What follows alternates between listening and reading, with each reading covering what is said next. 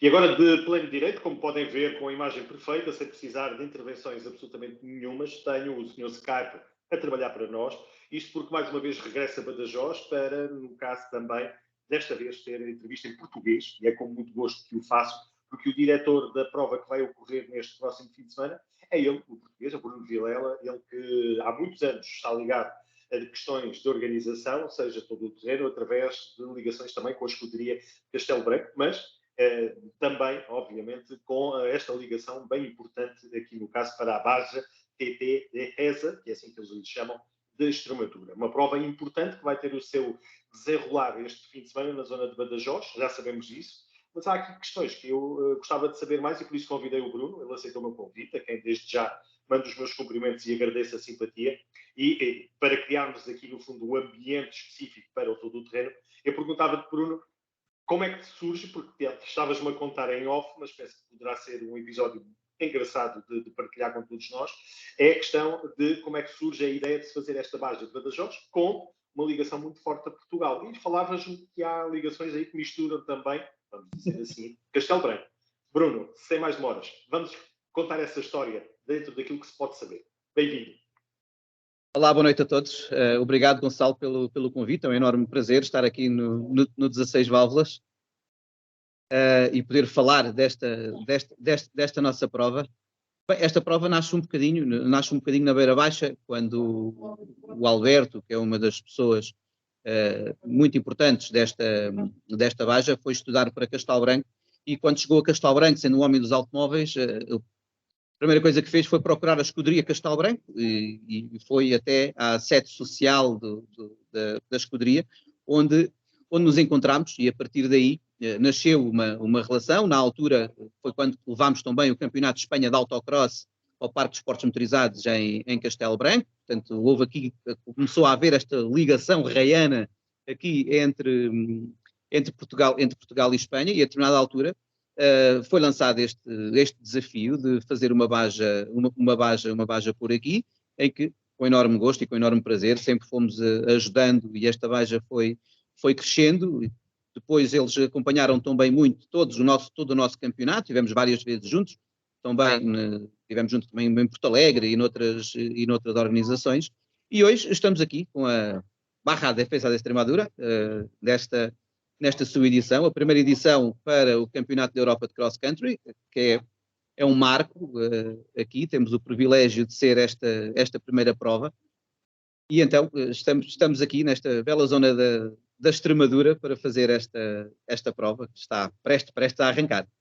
Muito bem. Já percebemos as origens, portanto já abordámos aqui o passado. Vamos ter, obviamente, que falar agora já do presente, porque é já amanhã, vamos dizer as coisas assim, não é bem quinta, mas já sexta-feira que as coisas começam a sério, mas já soube os motores a trabalhar e muita preparação, precisamente para esta prova, que vai ser a segunda do Campeonato de Portugal todo o terreno, vai ser o regresso ao fim praticamente do mês, não tanto, mas quase um mês de ausência de todo o terreno. Depois temos aberto as hostilidades na Baja, também TT Montes Alentejanos ESC Online, em Beja, e agora é a altura de conhecermos alguns detalhes para depois no final também perceber, e falarmos aqui um bocadinho do futuro.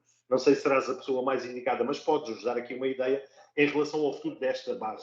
E aqui tenho uma pergunta também de, naturalmente, um fã de todo o terreno que me perguntava hoje se pode ser aqui uma antecipação de uma prova em Portugal e em Espanha. Portanto, não necessariamente só em Espanha a contar para o Campeonato Português, mas ter a ligação Portugal-Espanha numa mesma etapa, mas isso ficará para o fim desta nossa conversa, se aceitares esse meu convite, Bruno. Mas para já, vamos falar da tua Baja. Eu vou-te perguntar, porque tive a ocasião há sensivelmente 2 dias de saber todos os detalhes em espanhol, castelhano, vamos dizer assim, e da tua parte eu queria só saber, a nível de organização, se realmente confirmas-me que tudo está pronto, os detalhes e os stresses de última hora estão mesmo ultrapassados e estás pronto para que sexta-feira comece então esta Baja.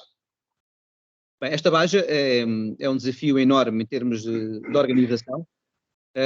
Vou falar um pouco de mim. É uma realidade diferente, é um país diferente, as normas são outras, ou seja, vimos um bocadinho para aqui. Temos que perceber que somos convidados na casa, noutro país, portanto estamos aqui e temos que ser nós a cumprir com as regras que existem aqui, não teremos que as alterar.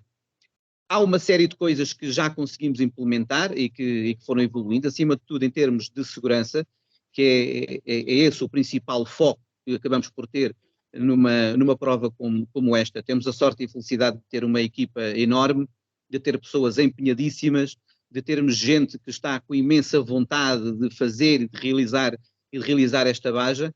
Felizmente conseguiu-se aqui também juntar uma série de entidades e autoridades locais, quer seja o governo regional, quer seja também a Guarda Civil. Pelo primeiro ano vamos ter a Guarda Civil envolvida diretamente na segurança da prova, para terem uma ideia, aqui não é, se para nós é uma coisa usual, aqui é uma coisa inédita, portanto que vamos ter também a polícia local, que é equivalente à nossa polícia municipal, e vamos ter também a polícia que vai estar aqui empenhada também nesta baja. Foi um processo longo, em que foi preciso explicar para que todos percebessem o que é que era esta baja, pertencendo a todos os campeonatos a que pertence, porque também pertence ao Campeonato do Mundo FIM, portanto, de motos, Campeonato da Europa, temos o Campeonato da Europa FIA, é uma prova que temos 160 participantes em automóveis, portanto, e são muitos automóveis, juntando a isto mais 75 motos. A ligação agora congelou aqui um bocadinho, vamos ver se conseguimos. Perdemos aqui um bocadinho o sinal, desculpa. A ligação para a Espanha perdeu-se. Portanto, eu estou num sítio que, olhando para o lado, já é Portugal, portanto, isto é mesmo, estamos mesmo aqui ao... Ou seja, temos aqui gente de todo o mundo e as autoridades também daqui perceberam a importância desta prova e o que esta prova representava para a Extremadura. E devido a terem percebido isso, obviamente, também estão a contribuir com tudo o que podem e com todo o seu apoio. O principal foco, acima de tudo, como já disse e volto a referir, que é sempre importante referir, é a segurança. Quer seja a segurança dos pilotos, quer seja a segurança do público, quer seja a segurança de todos os envolvidos aqui, inclusivamente também da organização, e com isso montámos um plano de segurança extenso, muito elaborado, para que todos possam vir, divertirem-se e irem para casa, que, como eu costumo dizer, o melhor que o desporto automóvel tem é irmos todos trabalhar segunda-feira, que é isso que se pretende, é que venham aqui, se divirtam, que desfrutem. Posso-vos dizer que em termos de pista, temos uma pista, se calhar sou um pouco suspeito, mas temos um traçado fantástico, com um trajeto muito diversificado, em que andamos, para um piloto que venha aqui, ou para um piloto português, vai conseguir ter num só tramo, como se diz aqui, vai conseguir ver uma diversidade tão grande de paisagens que vai reconhecer muitas delas em Portugal e vai correr Portugal quase norte a sul. Portanto, isto tudo no mesmo é algo que realmente conseguimos fazer aqui, é uma zona para a prática de todo o terreno por excelência, e estamos muito contentes. A propósito da questão de segurança, há algumas medidas específicas que tenham sido pedidas pela FIA, neste caso para esta prova do contexto europeu, vamos dizer assim, e também da própria FIM, que vocês tenham tido de fazer, vamos dizer, de maneira diferente em relação àquilo que seria a tradição do Campeonato de Portugal todo o terreno. Especificamente, vamos falar aqui do público para a assistência, para a zona de espetáculo.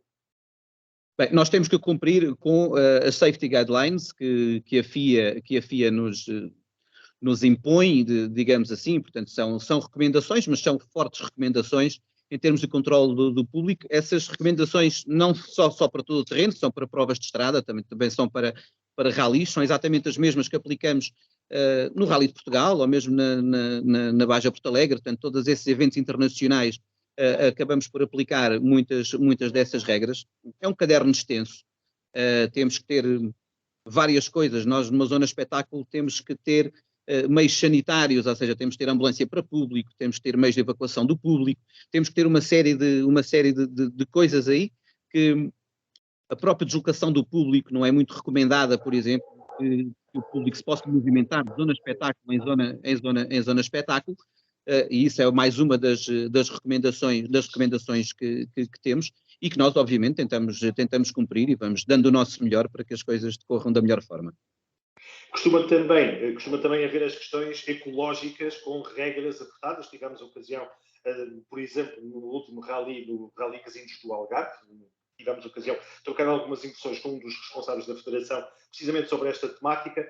Aqui também a questão do ecológico está muito, muito vincado, como aconteceu, por exemplo, e aqui também lembrar, no caso, as medidas foram tomadas na Baja, volto a lembrar, Montes Alentejanos, TT, Escon Line, em Beja, portanto aqui também houve esse pormenor importante. Sim, a parte ambiental para nós é fundamental e é muito importante. O desporto automóvel cada vez mais está ligado à sustentabilidade, que é isso que se pretende, e que temos que criar o menor dano possível nos ambientes em que passamos. Nós vamos passar aqui em zonas de montado, vamos passar em zonas que não passam lá 160 carros e 75 motos muito usualmente, portanto, quanto mais de uma vez e duas vezes quando vão a ter que passar. Mas temos a parte ambiental, que efetivamente é uma parte importantíssima e que nós também temos aqui. Temos o nosso plano ambiental, que também temos que cumprir com todas as normas e com todas as obrigações que são nossas acima de tudo, são obrigações morais que nós temos já acima de tudo, mais do que normas obrigatórias, já são algo que nós devemos fazer voluntariamente, portanto, e é por aí também que passa o nosso delegado ambiental, também é delegado ambiental da FPAC, portanto está aqui connosco, e não nessas funções, mas que nos auxiliou também muito aqui, em que conseguimos implementar um grande plano ambiental que tenho a certeza que vamos levar para a frente e que vai ser escrupulosamente cumprido. Muito bem.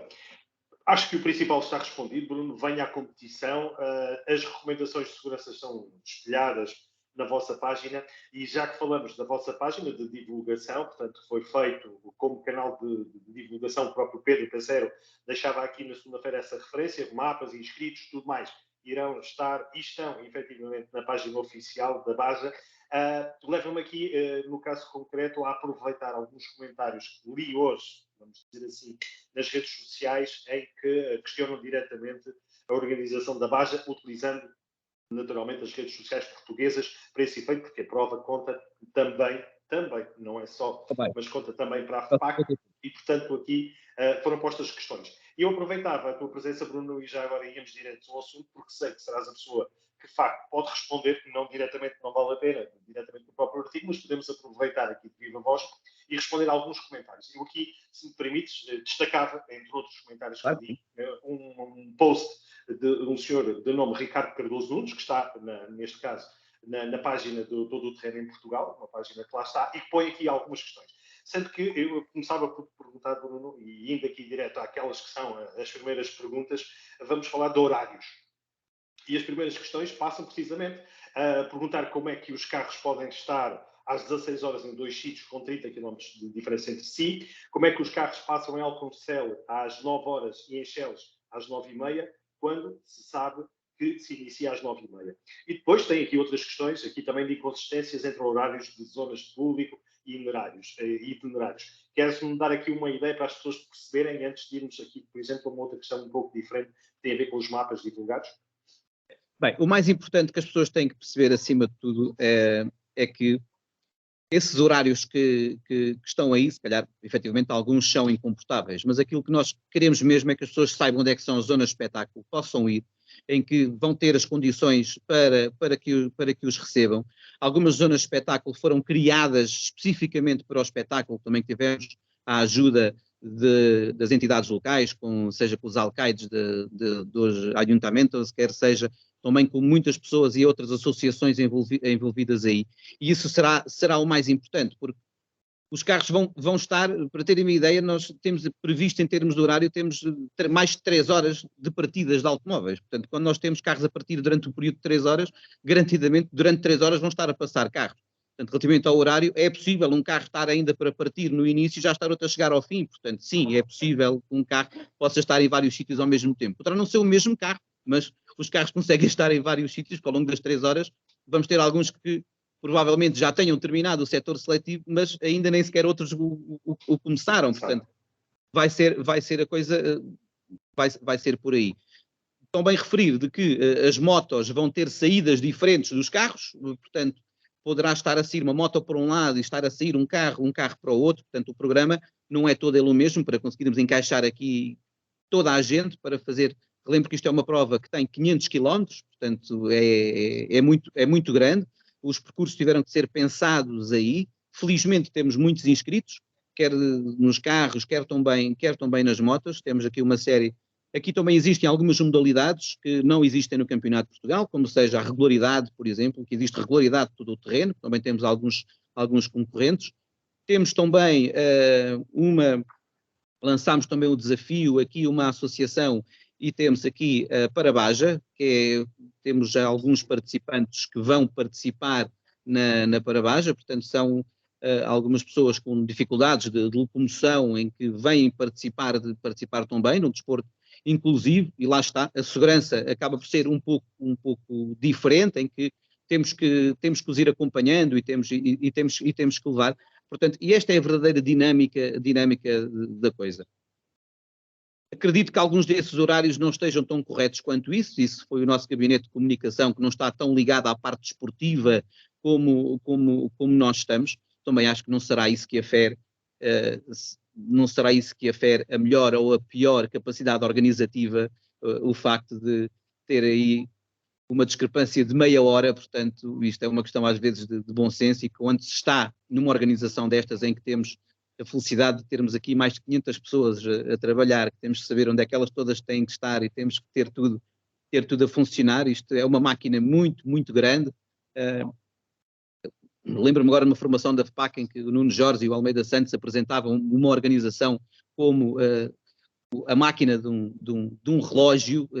Portanto, e é exatamente isso, ter aqui as pecinhas todas a encaixar para que isto funcione. Às vezes nem sempre é fácil, e lá está. E nós acabamos por estar muito focados na parte esportiva, e honestamente, provavelmente essa parte deve ter passado, mas também não virá mal ao mundo, com certeza, o facto de haver aí uma discrepância de horário.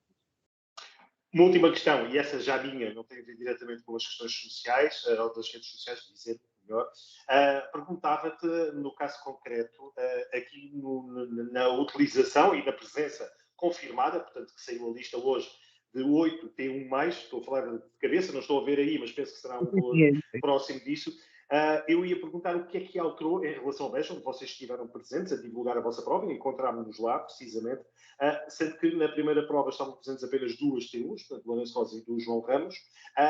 Esta aqui já é uma dimensão diferente, porque vem também T1s do europeu, vem aqui também carros novos em estreia, e eu ia te perguntar especificamente para os T1+, ou T1 Plus, o que é que obrigou a mudar a nível da organização, nomeadamente aquilo que parecia ser o óbvio, que eram as portadas, tinham que ser mais largas, nos percursos e tudo mais. Eu ia te perguntar especificamente agora o que é que, e porque vocês tiveram tempo para isso, o que é que está de diferente nesta base? Bem, realmente uma T1+ tem especificidades muito, muito próprias, nomeadamente em termos de largura. Para terem mais ou menos uma ideia, nós fizemos o nosso carro que nós temos para podermos trabalhar aqui na prova, e quando tivemos a ver, portanto, os setores e tivemos a ver tudo, era um HDJ100, portanto, que é um carro já por si grande e largo, mas depois de o medirmos, o HDJ100 tem 1,90 m de largo, uma T1 Plus tem 2,35 m, portanto, não sei se estamos a ver bem a diferença de largura de um carro e do outro. Obrigou-nos a alterar algumas coisas, obrigou-nos acima de tudo a estar atentos a algumas coisas, nomeadamente a algumas passagens estreitas.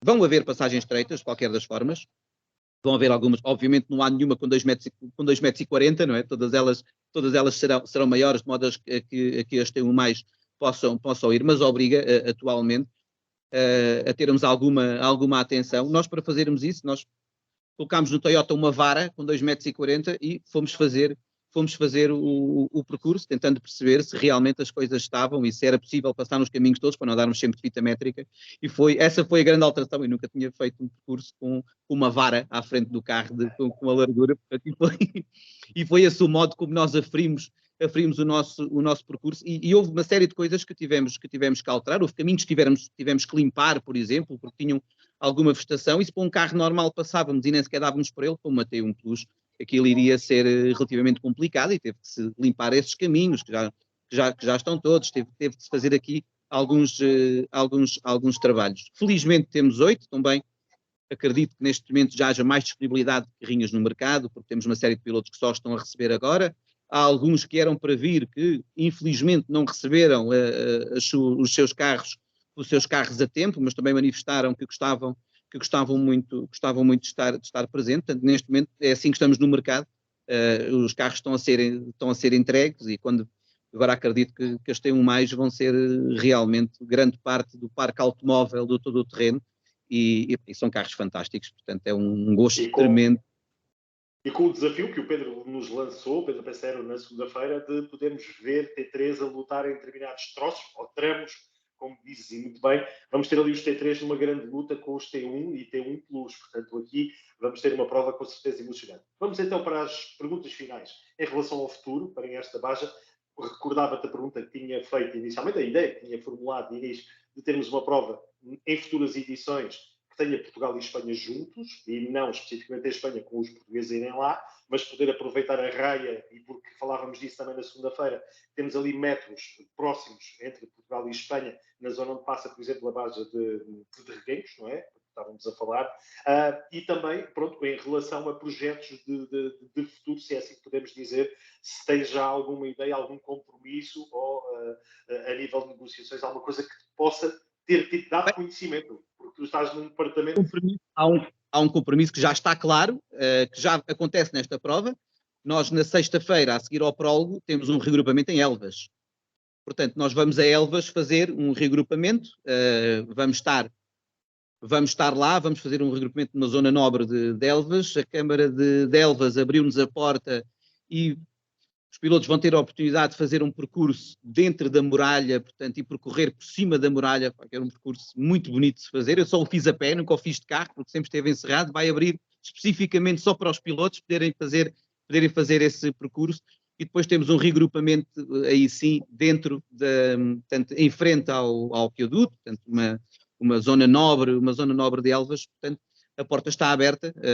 Obviamente que aquilo que é interesse é que a prova seja uma prova geminada entre Portugal e Espanha. Também há uma série de acordos feitos entre Elvas e Badajoz que existe aqui, até, portanto, mesmo já existe essa cooperação, e agora essa cooperação é passar também para um evento com esta magnitude, em que conseguimos juntar aqui o nosso campeonato, e que o nosso campeonato é dos melhores campeonatos que temos em termos de todo o terreno, quer em quantidade, quer em qualidade, que é uma coisa que muito nos apraz. O campeonato de Espanha, igualmente, e quando juntamos os dois e temos esta força, conseguimos ter uma prova como esta, com esta magnitude e com esta importância e com este número de participantes. Portanto, e é isto, quando nós nos juntamos verdadeiramente e conseguimos juntar tudo, o resultado é este, e a prova está à vista, que isto faz muito mais sentido quando estamos todos juntos.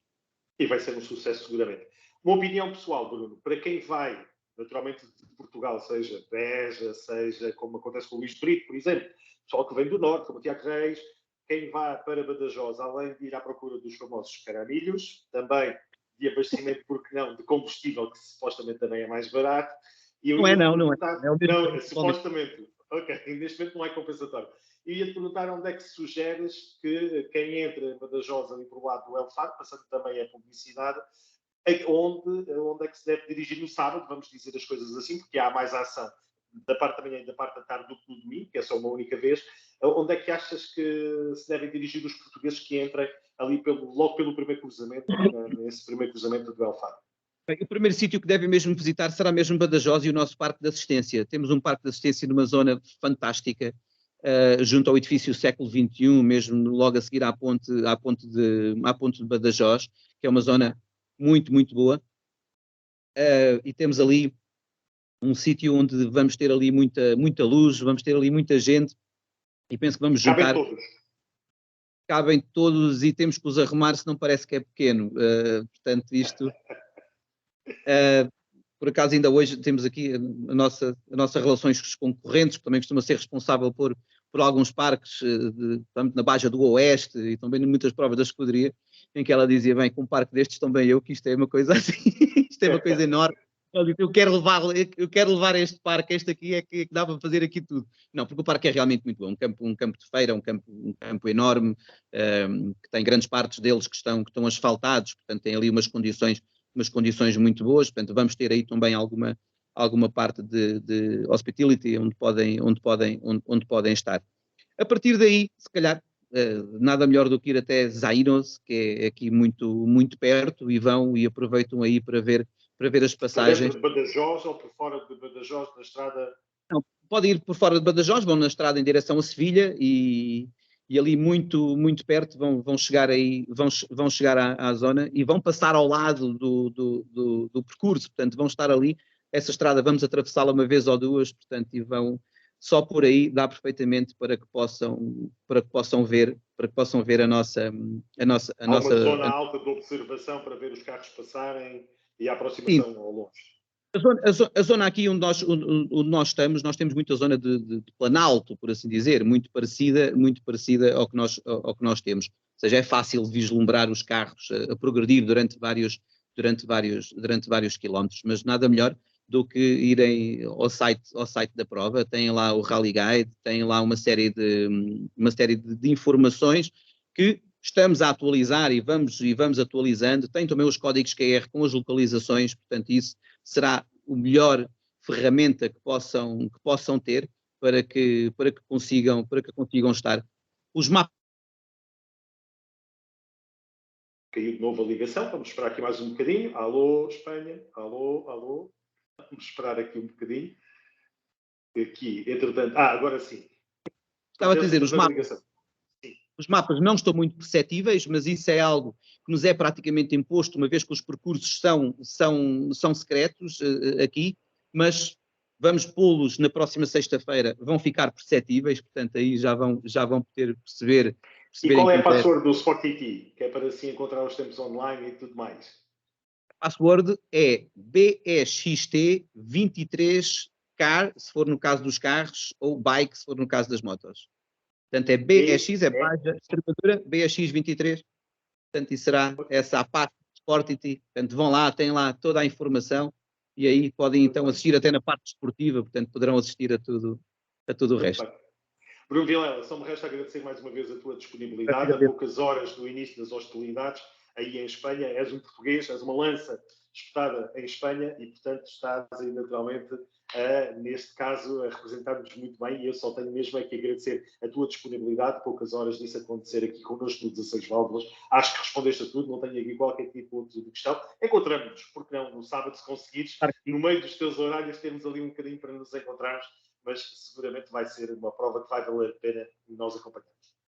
E estamos aí, convidamos todos a vir até cá. Não vamos conquistar Valença, embora seja uma coisa que nós dizemos muitas vezes, não vamos levar Valença outra vez para nós. Temos aqui a Operação Caramelo, que é o nome que nós demos a esta operação secreta de infiltração dos portugueses aqui para reconquistarmos Valença, mas não, convido todos a virem, que serão bem-vindos, serão bem recebidos. De facto, passarmos a fronteira, as coisas são logo à partida um bocadinho diferentes. Uma hora diferente, logo. Vamos conhecer uma realidade um bocadinho diferente, mas acho que é um desafio muito interessante para todos e, obviamente, gostávamos de contar aqui uma mancha humana muito grande e até para apoiar os nossos pilotos e pode ser que consigamos fazer deste mais um grande evento ibérico, neste caso em particular. Um grande abraço, Bruno. Até sábado. Obrigado. E domingo e sexta para quem puder, então, ir aqui, de facto, ao início precisamente desta prova. Um grande abraço, Bruno. Uma boa noite. Obrigado.